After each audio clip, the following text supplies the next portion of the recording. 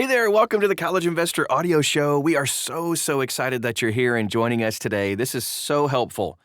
Like some super practical tips today. Must ask questions about college costs. It's all about protecting your investment. That's what we're all about here at the College Investor. And if you want to find out more about us, get to know us a little bit more, you can follow us and like us all over social media. Just search for The College Investor, and you'll find us. We'd love to get to know you. You can also dive deeper into any topic we ever talk about at thecollegeinvestor.com. All right, let's get to it. So paying for college isn't just about covering tuition. Oh, no. It's about understanding what happens when life takes a turn and what protections exist if it does. Every year, families all over the country commit thousands of dollars toward college without even fully understanding the terms behind the payment. So if a student gets sick, maybe you have to take a leave during the semester. A lot of schools don't even refund your tuition. Housing and fees can be non-refundable.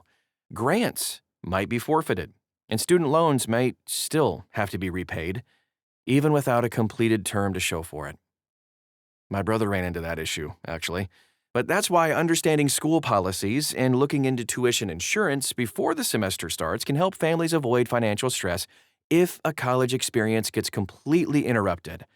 With tuition topping out at like $25,000 a year at a lot of public universities, and then twice that at private schools, a few hours of research can mean all the difference between peace of mind and unexpected debt that can cripple your career for years.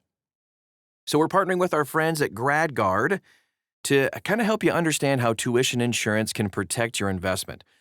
By the way, GradGuard is a leading tuition insurance provider with affordable coverage starting at $110 per $10,000 insured. Not too bad. All right, let's dive right in. Ask these questions before you even start a class. College orientation often focuses on course registration, student IDs, and move-in logistics. Woohoo! But parents and students should set aside time to review financial risks and protections too. Start with these questions. What's the school's tuition refund policy? Are there exceptions for medical or military withdrawals? What are the rules around scholarship eligibility from semester to semester? Are there GPA or enrollment requirements to keep aid? How are refunds handled if a student withdraws mid-semester? Those are just 5 questions to get started, and they're amazing. That's going to help you a ton. Because every school has its own policy for dropping classes and tuition refunds. These policies usually start out pretty generous. Some offer a full refund if the withdrawal happens before classes even start. But most decline quickly. Within a few weeks, the refund may shrink to 25% or less. But by the 5th or 6th week of class, most schools just don't offer any refund, even for medical reasons. So that's why families should ask to see the college's official withdrawal policy in writing and then compare it to the tuition deadlines listed on the school's calendar.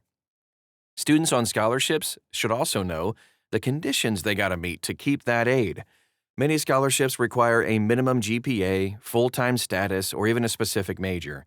Missing these, even temporarily, can mean the loss of thousands of dollars in future aid. You got to know this stuff. The other question to ask is, what happens when a student withdraws? Every single year, thousands of students leave mid-semester because of illness, accidents, or mental health struggles. Others face emergencies at home that require them to take time off. A lot of families are surprised to learn that tuition refunds are rarely automatic or even guaranteed.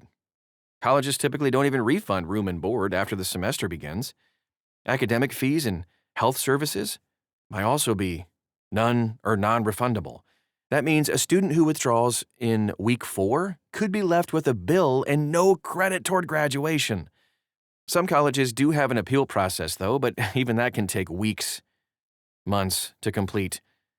Colleges aren't very eager to give money back. And policies do vary, too. While some institutions offer refunds for military deployments, which is great, others only consider refunds on a case-by-case basis. There's no guarantee of success here. During the early months of the pandemic, hundreds of schools closed their doors and they shifted to online. Most didn't even offer refunds for this. even as students withdrew en masse. That reality exposed how little protection many families have when education plans are disrupted. So here is how tuition insurance can help. Tuition insurance can provide a backstop when things just don't go according to plan. It reimburses tuition and eligible college costs if a student has to withdraw for covered medical or mental health reasons. While each policy is indeed different, most plans do include withdrawal because of illness or injury, mental health conditions like anxiety or even depression, death of the student, and in some cases, death of the tuition payer. What isn't covered? Voluntary withdrawals, of course, or even just academic failure if you're expelled or you transfer to another school. That means students cannot get a refund if they simply decide, well, college really isn't my thing, and fall behind academically. Some providers like GradGuard offer plans that also cover room and board. That just depends on the policy you get. Families typically do need to buy tuition insurance before the semester starts, and prices are generally affordable, often like right around 1% of the total tuition covered. You can find out what it could be to protect your investment at GradGuard. You can just actually go to this article at thecollegeinvestor.com. Tons of links right inside the article to get you started. And please, don't wait until it's too late. Waiting until something goes wrong, that's not a very good strategy. Students who get sick mid-semester often learn a little bit too late that they're past the refund deadline. Others just kind of assume that special circumstances are going to qualify them for reimbursement, only to be denied. Even tuition insurance does have its limits. Students need to kind of, understand what their plan covers and what it doesn't. Policies might exclude certain chronic conditions, unless they're previously disclosed. Some might require documentation or even a waiting period, and most won't refund costs associated with failed classes or just poor academic performance. But still, tuition insurance can be a safety net when paired with careful planning. It's especially worth considering for students who have pre-existing medical or mental health conditions or who are attending expensive private institutions. Scholarship rules and hidden requirements. Merit aid and private scholarships can significantly reduce college costs. Yay! But they often come with some strings attached. Students may need to maintain a full-time course load, declare a specific major, maybe even meet certain performance benchmarks. Failing to meet any of these criteria, even during a rough semester, can result in the loss of aid for future terms. So families should do these things. Number 1, ask for scholarship terms in writing, understand GPA and enrollment requirements, and third, review what happens if the student needs to withdraw mid-year. In a lot of cases, aid used in a semester where the student later withdraws has to be returned to the provider. That can leave the family owing money out of pocket, especially if the school doesn't even offer a refund.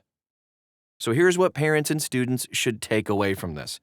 College is one of the biggest financial commitments a whole bunch of families can make. Yet, few approach it with the same level of caution they would bring to other major purchases like buying a house. Insurance exists for homes, cars, and even your health, right? It can exist for college too.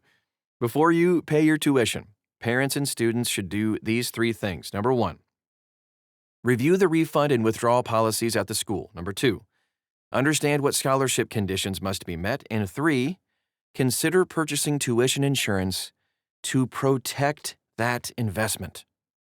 If the last few years have taught families anything, it's that plans can change, and quickly. Health challenges, family emergencies, academic struggles, those are all common. So preparing for those possibilities now can prevent long-term financial stress later. If you want to find out more from our friends at GradGuard, again, take a look at this article right inside the website at thecollegeinvestor.com. Any questions, comments, concerns, anything at all, we'd love to get to know you on our social media pages. Just search for The College Investor, and you'll find us pretty much anywhere you are. We're there too. All right, thanks again for stopping by today, and we'll talk to you again real soon.